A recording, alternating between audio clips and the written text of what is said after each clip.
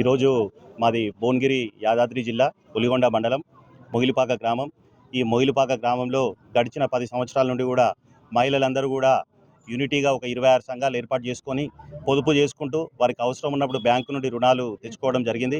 ఏవైతే రుణాలు తెచ్చుకున్నారో వాళ్ళు సక్రమంగా మళ్ళీ తిరిగి చెల్లిస్తూ వాళ్ళు మంచిగా యూనిటీగా మహిళా సంఘాలను డెవలప్ చేసుకున్నారు. కానీ ఈ మధ్యకాలంలో 1 సంవత్సరం నుండి కూడా స్థానికంగా పనిచేస్తున్న వీబీకే గారు వీళ్ళందరూ కూడా ఏంటంటే రోజు పొద్దున్న లేస్తే కూలికి పోయే మహిళలు కాబట్టి వారికి అక్షరాస్యత కూడా సరిగా లేకపోవడంతో వీళ్ళు కట్టాల్సిన ఇన్స్టాల్మెంట్ను వీబీకే గారికి ఇవ్వడం జరిగింది.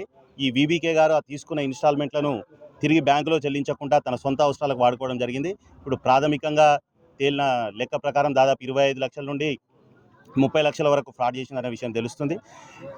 ఇదే విషయమై గడిచిన జనవరి 27వ తారీఖు నాడు స్థానిక కలెక్టర్ గారికి గ్రీవెన్స్ డే రోజు కంప్లైంట్ చేయడం జరిగింది. కలెక్టర్ గారు పాజిటివ్గా స్పందిస్తూ పీడీ గారికి ఈ ఇచ్చిన కంప్లైంట్ ఫార్వర్డ్ చేయడం జరిగింది. ఈరోజు పీడీ గారు డిస్టిక్ ప్రాజెక్ట్ మేనేజర్ను అదేవిధంగా ఏపీఎంను వాళ్ళందరినీ కూడా పంపించడం జరిగింది.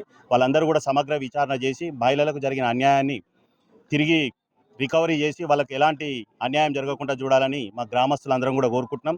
అదే రకంగా మనం ఏదైనా ఒక లోన్ తెచ్చుకుంటే బ్యాంకు వాళ్ళు ఒక 2వ ఇన్స్టాల్మెంట్ అయిపోతే 3వ ఇన్స్టాల్మెంట్కు ఎన్పిఏకు పోతుందని చెప్పి ఆగరు. మరి ఈ రకంగా ఒక్కొక్క సంఘం వాళ్ళు 4 లక్షలు 5 లక్షలు డ్యూ ఉంటే బ్యాంక్ మేనేజర్ వాళ్ళు ఏ రకంగా ఊపుకున్నారు.